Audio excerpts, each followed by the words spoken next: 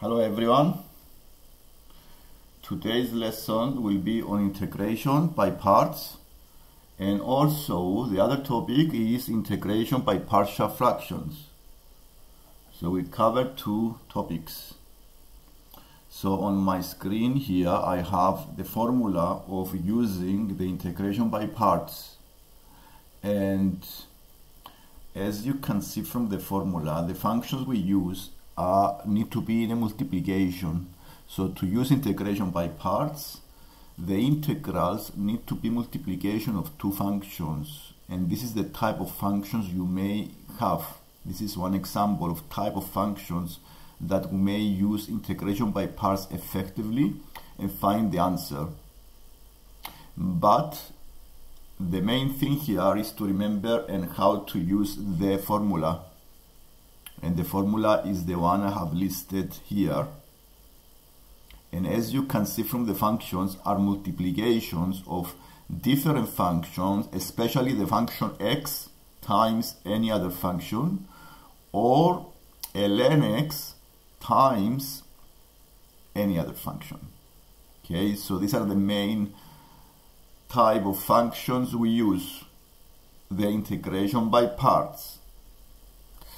And let's examine now the formula of integration by parts. What is the formula and how to use it and find the integral? The formula, as you can see, is the integral of a function u times the derivative of another function v. So the integral of a function u times the derivative of another function v is equal to the multiplication of the function u times the function v minus the integral of the function v times the derivative of the function u.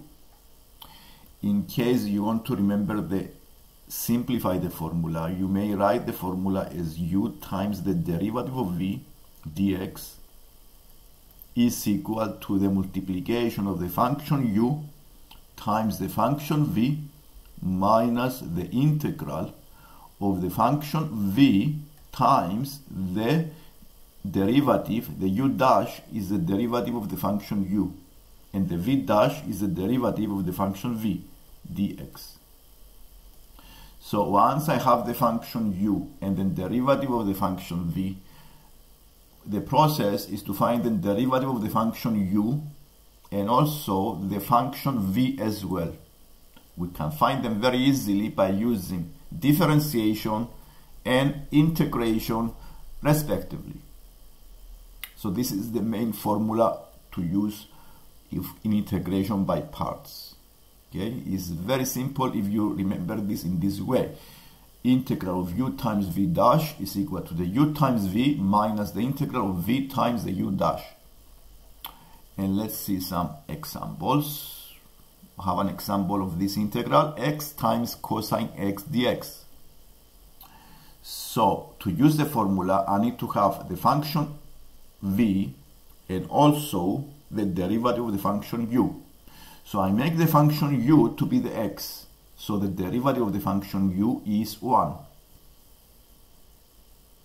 And I make the derivative of the function v to be the cosine x. So the function v is the integral of the cosine x, which is sine x. And the next step, as you can see from the screen, I used the formula. I times the two functions u and v, and then I subtracted the integral of the function v times the derivative of the function u. And all I need to do to find the final answer is to integrate the sine x, and the integral of sine x is negative cosine x, and therefore the final answer is x times sine x plus cosine x plus c.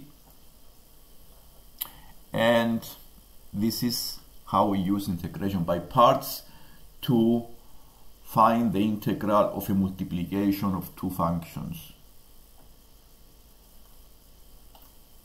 Another example is the integral of x times the exponential to the power of 2x dx. So I label the function u to be the x, and the derivative of the function v to be the e, the exponential, to the power of 2x. Then I found the derivative of the function u is 1, and the function v is the integral of the exponential to the power of 2x, which is e to the power of 2x over 2. Then I use the formula, I put this into the formula, and I found the answer. So what I have here is x times exponential to the power of 2x over 2 minus the integral of the exponential to the power of 2x over 2 dx. I integrated the function. Then I have x over 2 times the exponential to the power of 2x minus 1 over 4 times the exponential to the power of 2x plus c. The rule of integrating exponentials are given by the basic rules of integration, which is the e to the power of ax over the a. This is the a is the derivative of the a times the x plus the constant. The next one I have is the function ln x times x. This is very interesting here because this is the only way, this is the only case where we use the u to be the ln x. Okay, so when you have the integral of x times the ln x dx, this is only the case where we use the u to be the ln x, because I can find the derivative. That is why I choose the u to be the ln x. And I choose the derivative of the function v. The v dash is the derivative of the function v to be the x. Then I differentiate the u, and I found the integration of the x, and I found the function v. All I did after that is to use the formula, and let's see the integral inside the formula is the function v, which is x squared over 2, times the derivative of the function u, which is 1 over x. Simplifying this, you have 1 minus a half integral of x dx, which can be integrated as minus 1 over 4x squared plus c. And this is how you use the formula of integration by parts to find this integral with ln x. Here are some more exercises with integration by parts, and as you can see, the process here is exactly the same. I follow a similar process to what I did before. So I started with the formula of the integration by parts. The v dash is the derivative, and the u dash is the derivative here. So I make the u to be the x, and the v dash to be the cosine 4x. The u is 1, the function v is sine 4x over 4. Then the final answer can be found by using the formula, and as 1 over 4x sine 4x plus 1 over 16 cosine 4x plus c. The second part is interesting here because the second part of this exercise has x to a power of 2 times another function, which is the sine 4x. In this case, if I have x to the power of 2, it's also possible to use integration by parts, but we need to use the process twice, because the first time is not possible to eliminate the x completely from the integral. So we need to use second integration by parts to eliminate the x completely inside the integral of the formula. And if you can, this is shown on this next screen. I make the u to be the x squared. I make the v dash to be the sine 4x. I put this into the formula, and as you can see inside the integral, I still have x times cos 4x dx. This is a problem here because I still need to use integration by parts second time.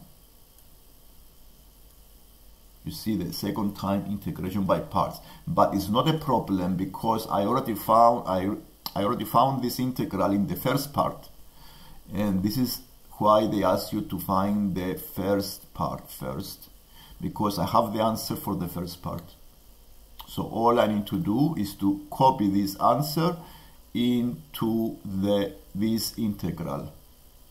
So the final answer will be what I found as u times the v plus the 2/4 times the answer to the x, the integral of x times cos 4x, which is this one. Okay, so this is 1/8 sine 4x plus 1/32 sine 4x plus c. I went and copied whatever I found in the first part.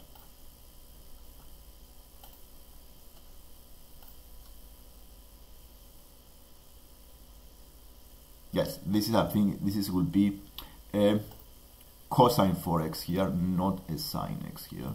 Cosine 4x.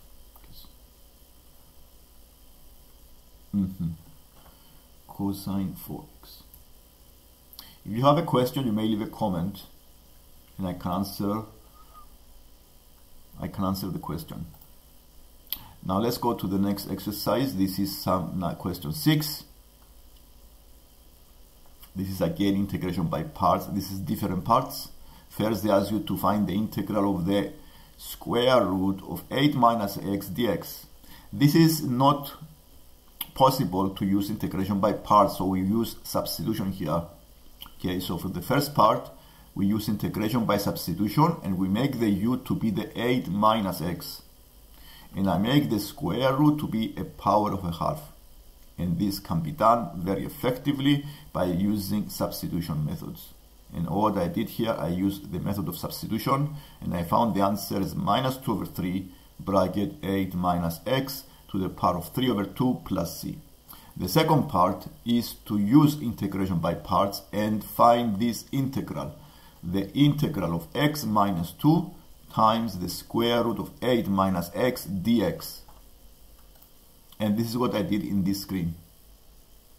So for the first part, we found the answer for the first part, but we can use integration by parts here to find this integral because it's a multiplication of two functions. Especially the first function is x minus a constant, which is not a problem because the constant becomes 0. So the u is the x minus 2, so the u dash is 1.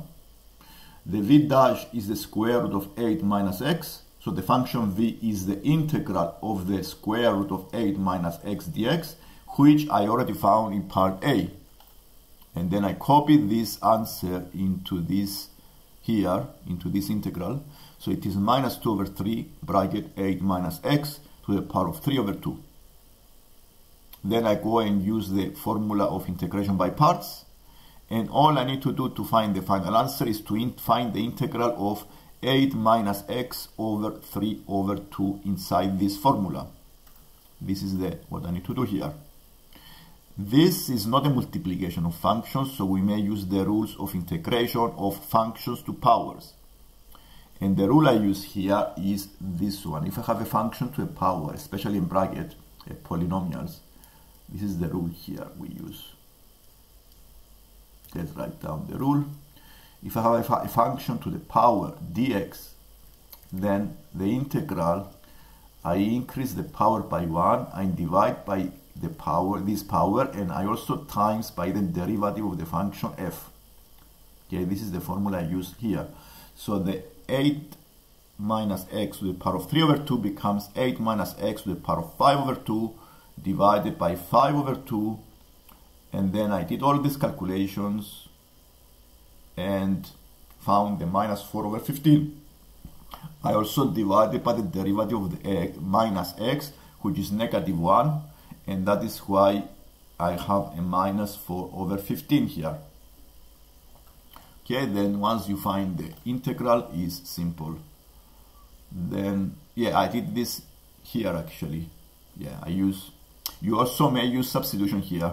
If you don't want to use this rule, you can also use the method of substitution by making the u to be the 8 minus x. And then you go and use the substitution.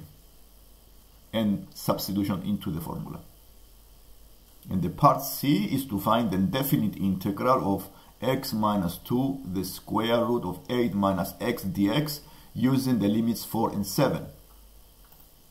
And to use this rule means I have to find the area under the curve and above the horizontal axis between the limits a and b.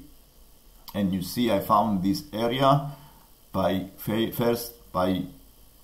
using the integral of this function, which I already found in part B. That's why you don't even need to do anything else, and put the limits into the answer and find the area. Okay, this is a bit straightforward. The next topic we are going to do is partial fractions. We use this method to simplify fractions inside the integral. And the first one I have is x minus 5 over x plus 1 times x minus 2. I can split this as two fractions, as a over x plus 1 plus b over x minus 2. Then I use the process of simplifying this equation by multiplying both sides by the x plus 1 times the x minus 2, and I have the equation you see below. Then I use some values of x that make the bracket 0 and eliminate some brackets so I can find the constants a and b. So I use the value x equals 2 and the found in b negative 1, and then I use the value x equal 1 and I found the constant a is 2. Once I found the constants, I can use them to integrate the expanded two fractions. Okay, the a is plus 1, then b is negative 1. And what I need to do is to find the integral of 2 over x plus 1 and the integral of 1 over x minus 2. To find these integrals, I use the rule of integration of fractions. If you have a fraction where the derivative of the function f, the denominator, is the numerator, then the integral is the ln of the function f plus the c. This is the rules of. And this is very simple here because the derivative of x plus 1 is 1. I already have 1 here. So it is 2 ln x plus 1 minus ln x minus 2. I use the rules of log and I write the ln as x plus 1 squared over x minus 2. The second example here is fraction again, but the factors is a bracket square. The denominator has a bracket square. In this case, we separate this fraction as three fractions in this way. So we do a over 2x plus 1 plus b over x minus 2 plus c over x minus 2 bracket square.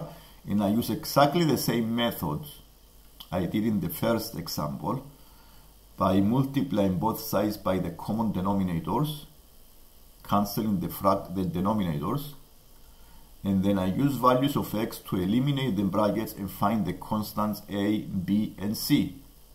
You can use any value of x. You may use x equals 0 if you can eliminate the bracket, for example.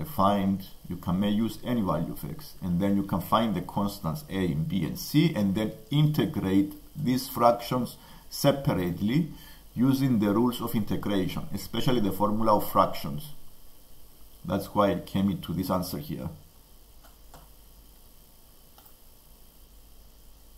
And if I have 1 over bracket, if I want to find the integral of 1 over bracket to the power, you write the bracket as a negative power, and you can also use substitution.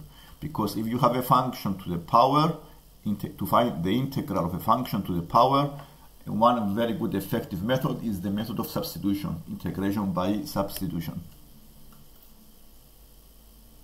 The same way here, the part C can be solved using exactly the same process by expanding the two fractions here. The 1 minus x squared is the difference of two square numbers that can be factorized as 1 minus x times 1 plus x. And this is very simple once you follow the process we described before. If you like the lesson, please subscribe so you can see more lessons like this. Thank you.